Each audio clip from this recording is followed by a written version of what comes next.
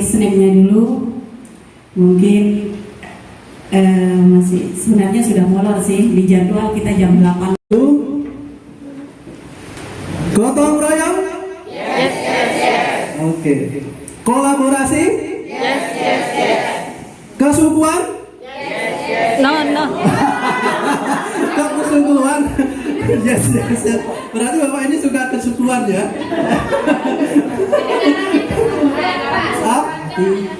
Tidak tapi terbebani. Iya, anak saya lulus, tetapi apa kompetensi yang ada pada anak saya? Ketika anak didik kita salah, kemudian kita biarkan, itu salah. Kita ada saatnya kemarahan adalah sebagai alat pendidikan. Ya, memberi tugas tambahan adalah sebagai alat pendidikan. Jadi sepanjang itu terukur, itu tidak marah. Justru yang tidak marah itu salah. Ketika ada anak salah kita biar, itu bukan bebas tidak belajar, justru menimbulkan kesadaran siswa itu untuk belajar, ya. Makanya disebut dengan merdeka belajar, ya. Kemudian ada menimbulkan keinginan, menumbuhkan keinginan siswa kita untuk belajar. Ya. Ini kan dikenal adanya fase. Nah, kalau di K13 kan tidak ada fase. Jadi ini saya tanyakan, kalau di tingkat SMP ini tadi fasenya D. Ya Pak ya. Jadi apakah di dalam fase ini ada semester juga Pak? Semester 1, semester 2, nah seperti itu Pak. Dan berapa lama kalau dilihat untuk yang SMP atau MTS ini kan fase D ini sepertinya 3 tahun ya Pak ya? Apakah itu bagaimana gitu maksudnya Pak? Itu aja Pak, terima kasih. Saya ingin bertanya tentang asesmen formatif tadi. Yang ingin saya tanyakan singkat, bentuk tahapan asesmen formatif itu apakah kalau zaman dulu itu seperti penilaian harian atau bagaimana gitu Pak? Kalau sumatif kan udah jelas kayak next semester atau pas atau gitu ya. Terima kasih Pak. Assalamualaikum warahmatullahi wabarakatuh. Waalaikumsalam warahmatullahi Bapak Ibu narasumber yang saya hormati. Ini Pak, kami ini kan di Kementerian Agama beda dengan Kementerian Pendidikan dan Kebudayaan. Kalau di Kementerian Pendidikan dan Kebudayaan itu kan dari hampir setahun itu kan mereka sudah menyiapkan ada sekolah penggerak, guru penggerak dan segala macamnya gitu kan. Jadi di Kementerian Agama ini kami hanya sekedar mendengar yang namanya KUMER, kurikulum merdeka. Jadi kami artian seperti ini masih sangat-sangat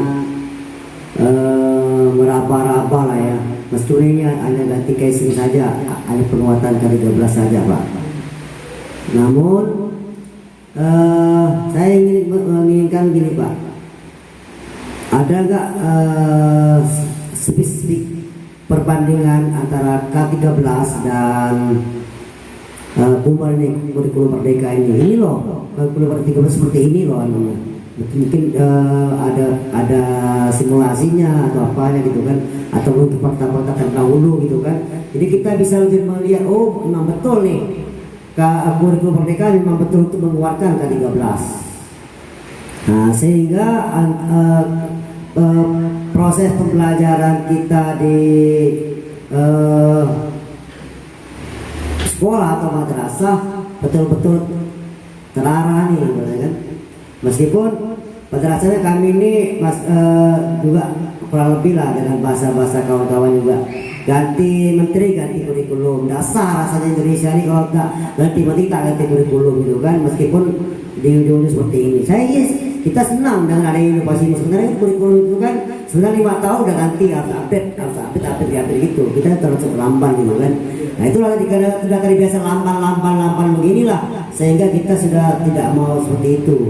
Nah, maka dengan adanya seperti ini Pak, saya mau penjelasan lebih komplit gitu. Jadi kami juga nanti di pertemuan K3M baik MI maupun MTS maupun DNA juga bisa kami memberikan ya ngopi lah misalnya, ngobrol pintar gitu Pak. Jadi kan hanya sekedar tahu kurikulum merdeka seperti apa. Terima kasih. Assalamualaikum warahmatullahi wabarakatuh.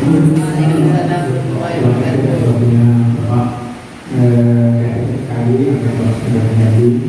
Namun ada beberapa hal yang kita pertanyakan. Sebenarnya mau bicara masalah pola Pak, cuma karena waktunya terbatas, saya langsung pada pertanyaan yang disampaikan. Yang pertama, apa saja sih Pak kriteria madrasah atau sekolah yang harus menerapkan kurikulum mereka ini? Apakah terbatas atau biasanya sebelumnya? Kalau sebelum itu diterapkan semuanya harus diikuti. Jadi mulai dari kelompok desa atau kecil ada perkotaan itu semuanya harus dilakukan. Kalau memang kriteria tertentu berarti kan sekolah tertentu yang dilakukan. Ini yang pertama Pak. Yang kedua tentang guru mereka ini apabila yang diterapkan apa saja yang harus disiapkan dari sekolah. Karena kalau kita melihat melihat dari bapak-bapak tadi, sepertinya gambaran saya sekolah atau madrasah menyiapkan semua sarana prasarana yang dibutuhkan. Sedangkan kalau kita melihat khususnya di kegiatan hari ini dan materinya yang diikuti adalah di dalam madrasah swasta, tentunya kesulitan untuk memenuhi kebutuhan dasar dari guru mereka ini.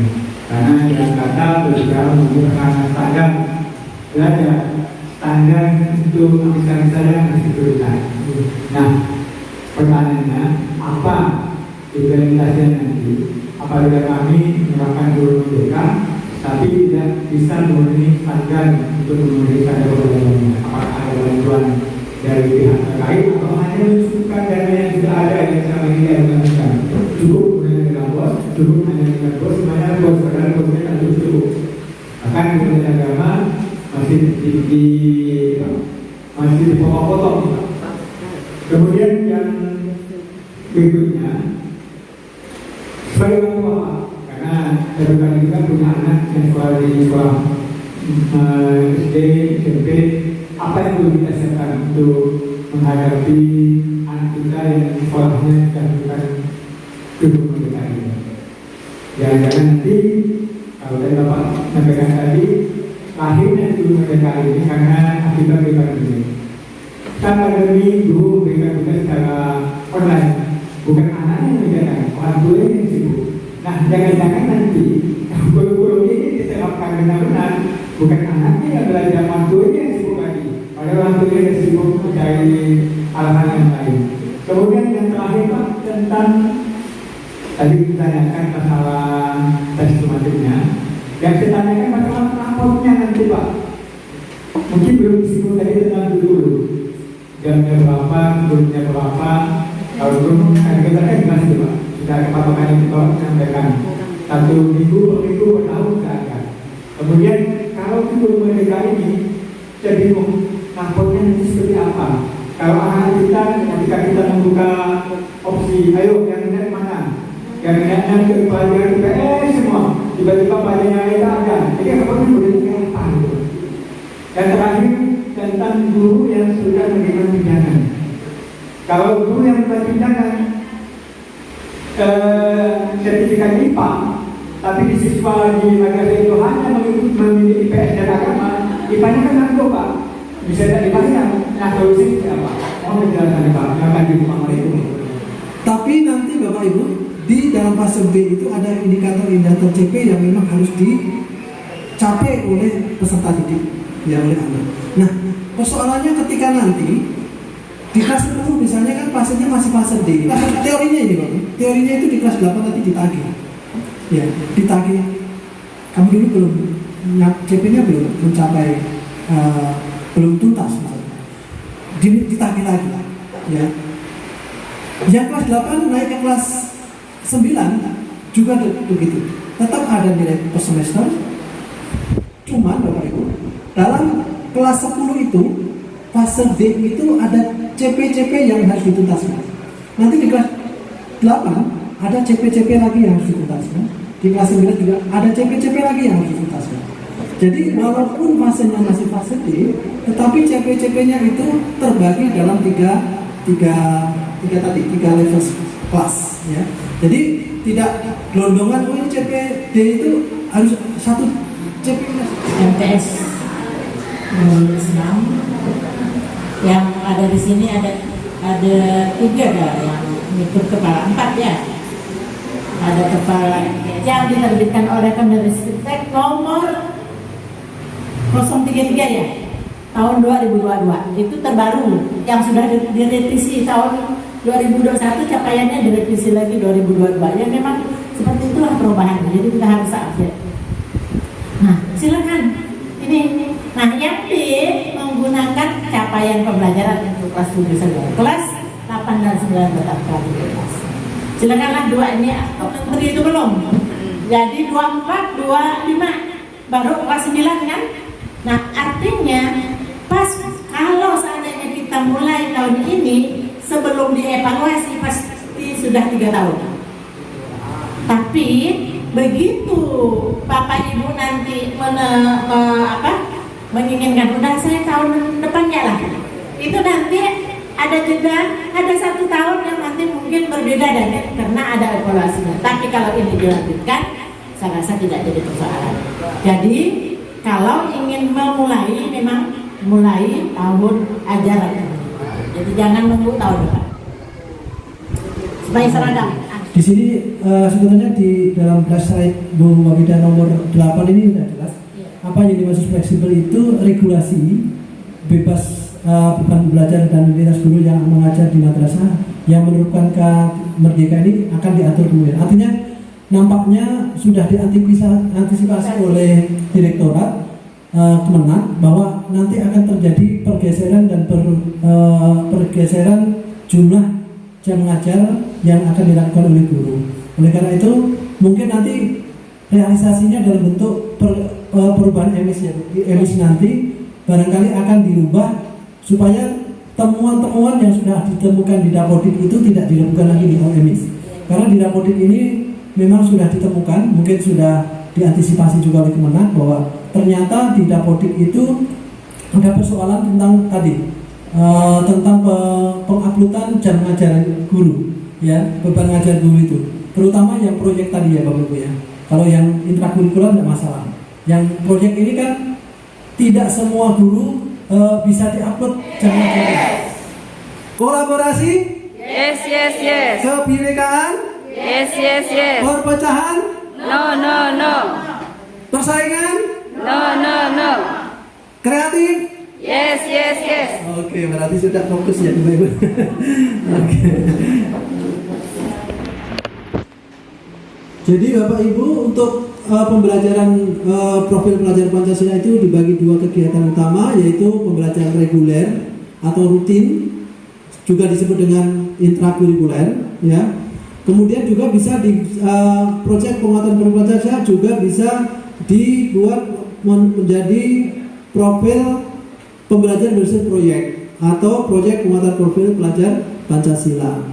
Jadi bagaimana pembelajaran berbasis proyek ini tentu akan sedikit perlu perhatian Bapak Ibu. Nanti silakan diperhatikan benar, nanti kalau ada yang perlu ditanyakan.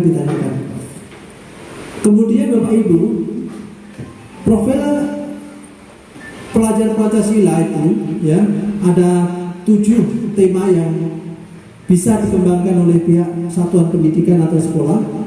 Gaya hidup berkelanjutan itu untuk SD sampai SMA dan SMK. Aktivitas manusia termasuk siswa, baik jangka pendek maupun panjang, terhadap kehidupan di dunia maupun lingkungan sekitarnya. Pelajar juga membangun kesadaran untuk bersikap dan berperilaku ramah terhadap lingkungan, mempelajari potensi krisis berkelanjutan yang terjadi di lingkungannya, serta membangun kesiapan untuk menghadapi dan memitigasinya. Jadi Bapak Ibu, ini untuk SD dan sampai SMA, termasuk SMP, MTS juga. Jadi di sini gaya hidup berkelanjutan. Jadi intinya di dalam gaya hidup berkelanjutan ini ketertarikan siswa, menggali ketertarikan siswa terhadap kelangsungan hidup lingkungan, tanggap terhadap keadaan lingkungan. Nah nanti Bapak Ibu kita akan jelaskan juga tentang bagaimana level untuk SD, tanggap untuk gaya hidup berkelanjutan untuk SD, SMP, SMA dan SMK itu bagaimana. Hal yang selama ini mungkin terabaikan baik oleh masyarakat maupun oleh sekolah. Oleh karena itu membangun rasa ingin tahu dan kemampuan inquiry melalui eksplorasi budaya dan kearifan lokal masyarakat sekitar atau daerah tersebut serta perkembangannya. Pelajar mempelajari bagaimana dan mengapa masyarakat lokal atau daerah berkembang seperti yang ada. Mengapa kok kami harus berkawan dengan si A, mengapa kami dilahirkan di lingkungan ini, apa ciri-ciri di masyarakat kami, nanti harus digali. Konsep dan nilai di balik kesenian dan tradisional lokal serta merefleksikan nilai-nilai apa yang dapat diambil. Ini kalau nanti dan di satuan pendidikan misalnya piket waktu rutin khusus untuk kebersihan, fokus pengembangan akhlak terhadap alam, mulai membangun tanggung jawab bersama terhadap kebersihan lingkungan. Nah untuk fase A ini berarti kelas 1 dan kelas 2 SD ini hanya sekedar membuat sistem pembuangan sampah dan pemilihan sampah. Dipilah yang mana yang organik, dimasukkan yang organik ke tempat organik, itu untuk fase A. Misalnya kita ini temanya adalah gaya hidup berkelanjutan. Kalau kemudian untuk fase B, ini berarti kelas 3 dan 4, infografis hasil survei kebiasaan membuang sampah, membuang dan memilah sampah di rumah dan satuan pendidikan beserta dampaknya dilengkapi usulan solusi. Nah, kalau kelas 3 dan 4 ini dia sudah menaik ke infografis, ada infografis. Berarti guru TIK yang harus mengajarkan bagaimana cara membuat infografis. Iya, nanti Ini PPT, iya. sudah sampai ke infografis. Iya, sudah sampai infografis. Padahal itu baru kelas 3 SD. Iya. Berarti sudah sampai ke infografis. Iya. Semacam bagan, Mbak. Ya, Bu. Infografis bagan bagaimana cara membuang sampah yang baik. Kemudian di mana cara membuang sampah yang tepat, ya. Itu di kelas 2 dan 3. Kemudian di kelas infografis itu bisa di-download di Google, cara membuat infografis Bisa. Cari di Google. ya. Nanti tentu fasilitator juga berperan ini kalau nggak SC. Kemudian untuk fase C, kampanye sederhana untuk memecahkan isu lingkungan mulai cara pencegahan kebakaran hutan atau banjir. Nah, untuk SD ini kelas 5-6 itu sudah mulai bisa kampanye supaya mencegah kebakaran hutan, jangan buang sampah di sembarang tempat, ya, itu sudah bisa. Kemudian untuk fase D itu level SMP itu sudah membuat perwarupa sistem pengelolaan sampah di satuan pendidikan. Perwarupa ada yang tahu? Perwarupa itu prototipe, model, ya, model, membuat model sistem pengelolaan sampah di satuan pendidikan atau prototipenya. Ini loh sistem membuat sampah di, mungkin dia sudah sederhana bisa membuat tong sampah dari bekas-bekas entah ember atau cat, ya, cat itu yang bekas tempat apa itu kaleng cat itu, ya, sudah bisa dibuat, ya, untuk membuat tempat sampah, ya, untuk SMP atau level D. Untuk level E dan F mendesain. Nah, ini sudah mendesain kalau level F ini. Mendesain sistem pengelolaan sampah untuk mengatasi permasalahan banjir di lingkungan sekitar satuan pendidikan. Nah, untuk SMA dan untuk level SMA itu sudah bisa mendesain sistem pengelolaan sampah. Misalnya dengan cincin jadikan